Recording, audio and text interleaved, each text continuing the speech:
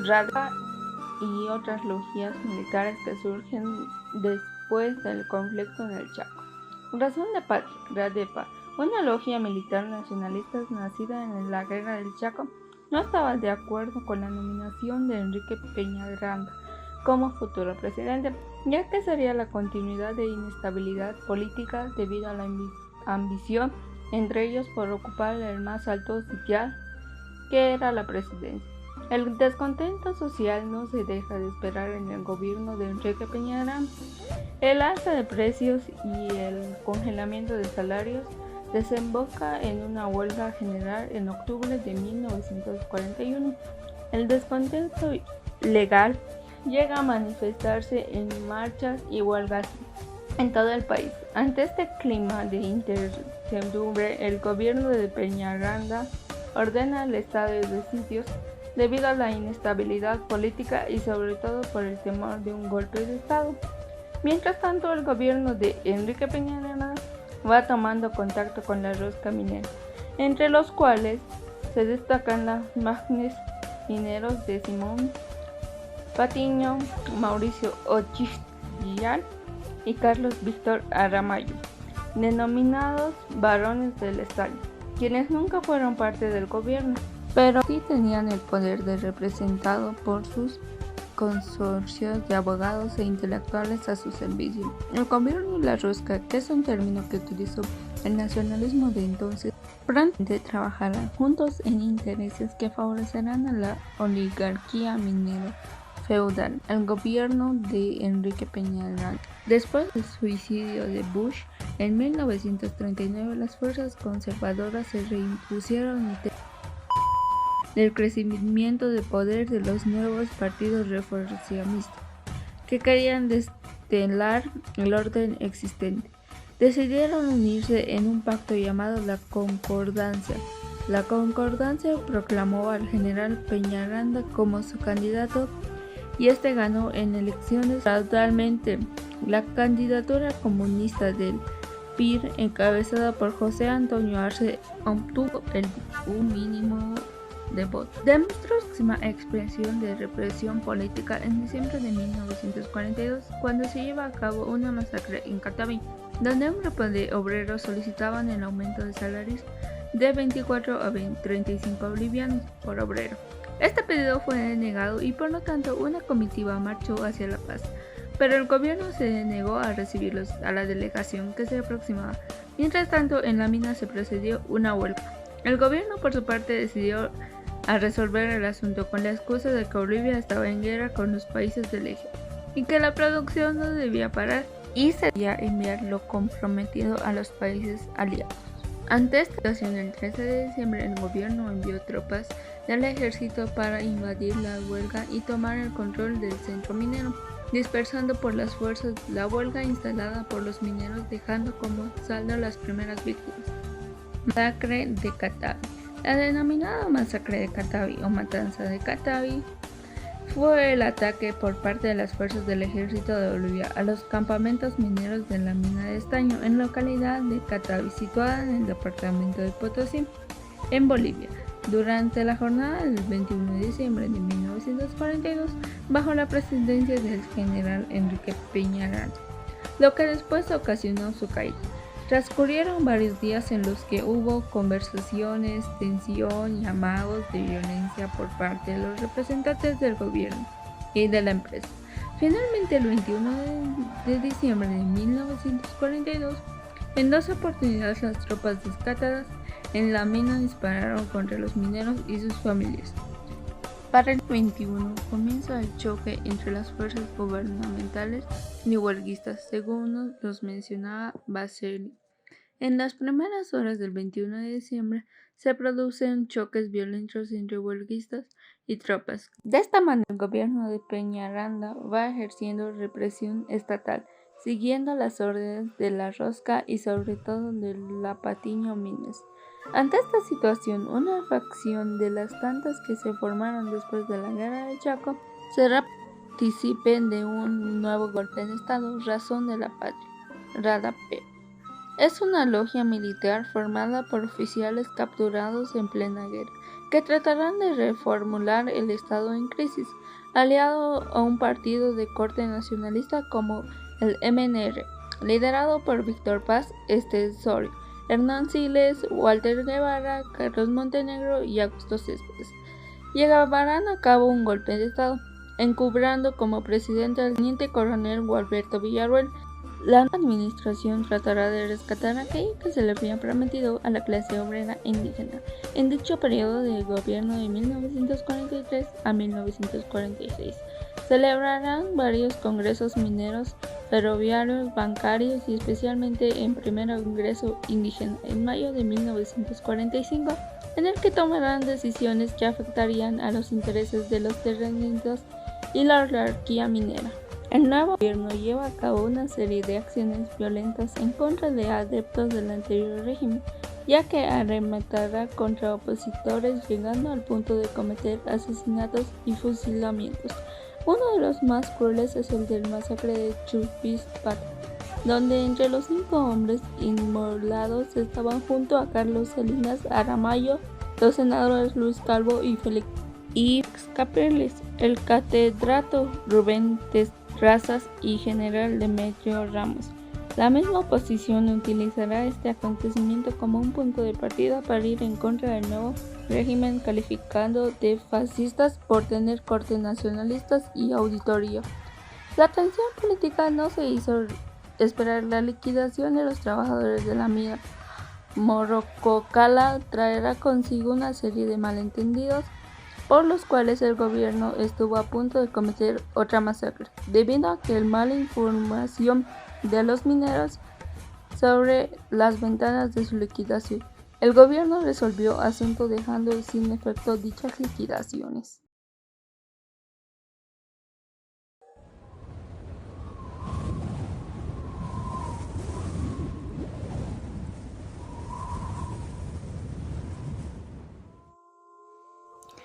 Presidencia de Gualberto Villarroel.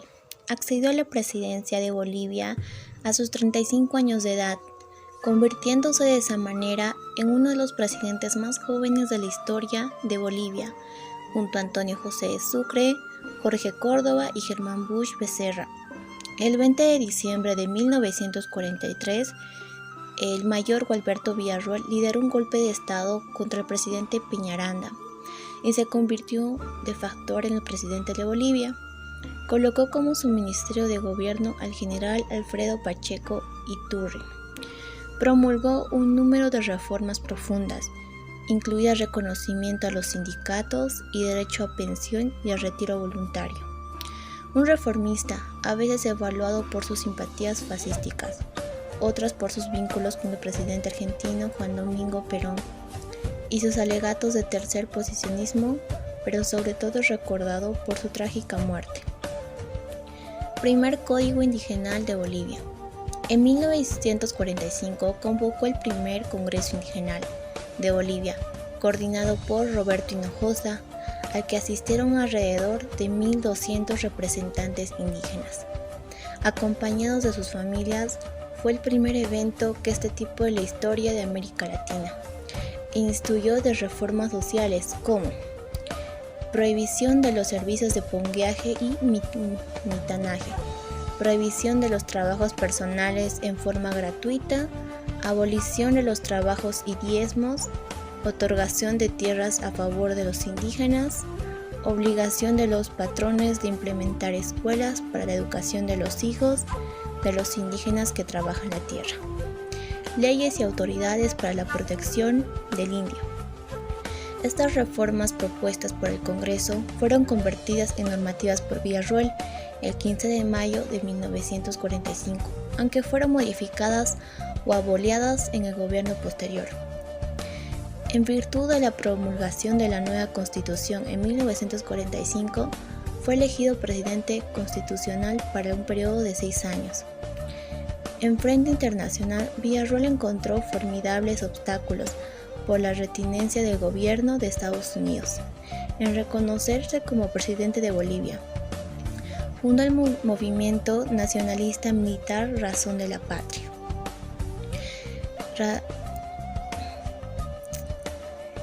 a falta de recursos económicos, agravó la inflación y el paro obrero.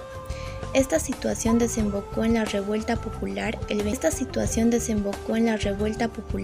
21 de julio de 1946, en la que Villarroel fue derrotado por una turba que lo sacó del Palacio del Gobierno para posteriormente arrastrarlo por la plaza mientras era apuñalado y golpeado cruelmente, y una vez muerto se lo golpeó en la Plaza Murillo, en La Paz, junto con 3 de sus colaboradores, Luis Uría de Olivia, su secretario privado, el capitán Waldo Vallivian, su edecán, y Roberto Hinojosa, director de su periodo cumbre. Villarroel fue enterrado en el Cementerio General de Cochabamba y en 1952 fue declarado mártir de la Revolución Nacional, así como todos los caídos del día de su asesinato mediante decreto supremo el 21 de julio de 1952.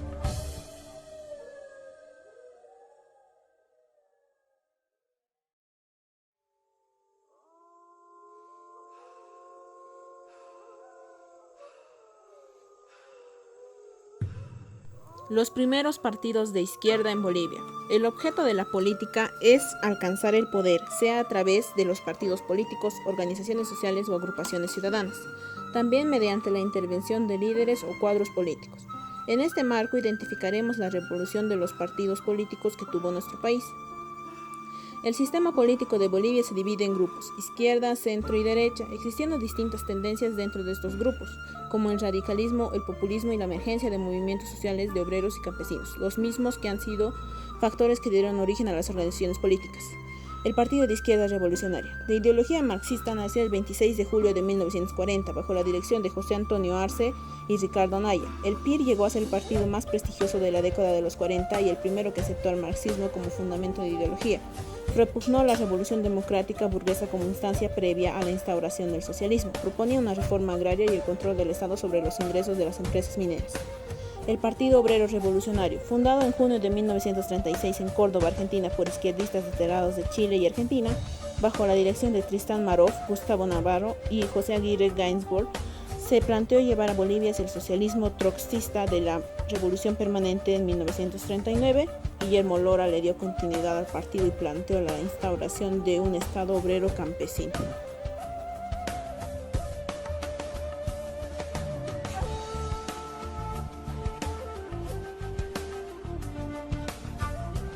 Partidos políticos vinculados al nacionalismo. Falange Socialista Boliviana, FSB. La Falange Socialista Boliviana es un partido político boliviano fundado en 1937. A pesar de su nombre, es una organización de extrema derecha cuya tendencia ideológica se inspira en el fascismo. Fue el segundo partido más grande del país entre 1954 y 1974. Después de este periodo, sus militantes han gravitado hacia la candidatura militar del general Juan Pereda Asbun y especialmente hacia el partido de derecha de Acción Democrática Nacionalista del ex dictador Hugo Banzer. El partido fue fundado por Óscar Unzaga y otros 4 jóvenes universitarios, Guillermo Coveñín, Hugo Arias, Federico Mendoza y Germán Aguilar, en Santiago de Chile el 15 de agosto de 1937. En el momento de su fundación se definía su nombre de la siguiente forma: Falange por ser una fuerza organizada para la lucha y el trabajo, vocablo extraído de las falanges macedónicas, base unitaria de los ejércitos helénicos, socialista que ha de instaurar en la vida nacional del imperio la justicia social, y boliviana porque se inspira en el profundo fervor patriótico y nacionalista para la solución de nuestros problemas. Posteriormente a la fundación de la FSB en 1937, se formaron los partidos políticos de izquierda revolucionaria PIR en 1940 y el Movimiento Nacionalista Revolucionario MNR en 1942. En 1936 había sido creada el Partido Obrero Revolucionario POR, en línea tronquista. La FSB disputó una lucha política con estos partidos, logrando un importante crecimiento y protagonismo en los campos universitarios, estudiantiles y sindicales. Los principales gobiernos de ese entonces ocasionaron una represión y consiguientes medidas de expulsión del país que obligaron a Unzaga junto a sus dirigentes y militantes de su partido a vivir por un tiempo en el ostracismo. Los miembros del partido se regían por un riguroso concepto de disciplina, la subordinación constante del individuo por su visión del bien común y el sistema jerárquico se basaba en la selección del más apto. Su más alto líder fue Óscar Unzaga de la Vega. Movimiento Nacionalista Revolucionario. El Movimiento Nacionalista Revolucionario MNR fue un partido político boliviano fundado el 7 de junio de 1942. Gobernó Bolivia por medio de la presidencia de Víctor Paz Estenssoro, Hernán Siles Suazo, Gonzalo Sánchez de Lozada y Carlos de Mesa. Los presidentes Walter Guevara Arce, Lidia Gayler Tejada y Hernán Siles Suazo en su segundo mandato. Empezaron en esta tienda política siguiendo después mediante excepciones del partido. Aunque el presidente Gualberto Villarroel no era perteneciente a ningún partido, su gabinete presidencial se componía de miembros del MNR. Su actual jefe nacional es Luis Eduardo Siles. Su sede nacional es denominada la Casa Rosada, ubicada en el barrio de San Pedro, en el centro de La Paz, adquirida en 1990 y fue saqueada e incendiada en los disturbios de octubre del 2003. El MNR se gestó después de la Guerra del Chaco entre Bolivia y Paraguay en 1932 a 1935. Al finalizar la guerra, en el consiguiente agotamiento militar y críticas hacia la clase gobernante, la oligarquía de los barones del estaño y terrateniente, surge una serie de movimientos nacionalistas para acabar con dicha situación, además de dicho periodo donde se vivió una serie de gobiernos de corta duración. En diversas iniciativas y contradictorios, partes de los fundadores del MNR provenían también de un antiguo partido nacionalista, el MNR Forjo, una alianza entre la clase media y sectores obreros que elabora un plan nacionalista que desencadena en la toma del poder, ya sea por los medios democráticos o a través de la revolución burguesa, para acabar con el sistema político.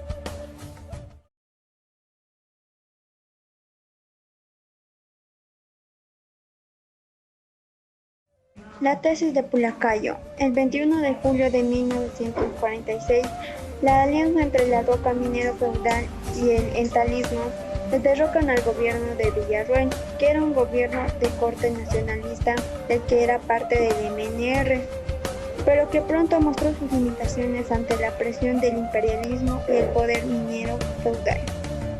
El 8 de noviembre de 1946, en el Congreso Extraordinario de la FSTMB en Pulacayo, el proceso de maduración política del propietario minero boliviano alcanza su expresión más elevada al probar la famosa tesis de Pulacayo. La tesis de Pulacayo muestra el proceso de transformación de la lucha instintiva de la clase obrera en conciencia política, partiendo del temor a que el gobierno rosquero, enemigo de los trabajadores, acabe con sus conquistas. Se proyecta hacia la lucha insurreccional para implantar un gobierno de obreros y campesinos. La dictadura proletaria por primera vez se caracteriza al país como país capitalista atrasado y en consecuencia la necesidad de una revolución socialista, planteamiento que se ha quedado pendiente y por eso su validez actual.